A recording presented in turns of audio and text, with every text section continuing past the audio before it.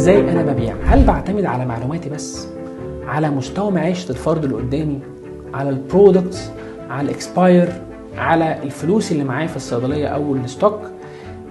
هنقسم البيع ل5 مراحل مهمين قوي. في السيلينج سكيلز هنتكلم عن 7 مراحل مهمين جدا، بتبتدي قبل ما العميل يدخل لي وبتنتهي بعد ما العميل يخرج من عندي، وما بينهما مراحل كتيرة جدا نقدر من خلالها نعمل ساتسفاكشن للكاستمر، نقدر من خلالها نكسب، نقدر من خلالها نحافظ على العملاء بتاعتنا. العميل دايما بيحس بحضرتك.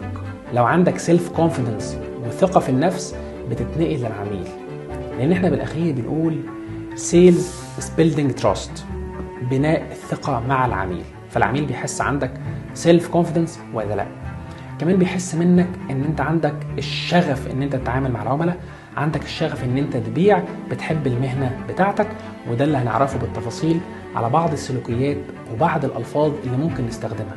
ويا احمد، المفروض في السيلز اعرف بعض الالفاظ اللي تساعدني عشان اكمل بيعه قويه طبعا، وانا بتكلم مع العميل اراعي بعض الالفاظ اللي ممكن تساعدني ان انا انهي البيعه باحترافيه.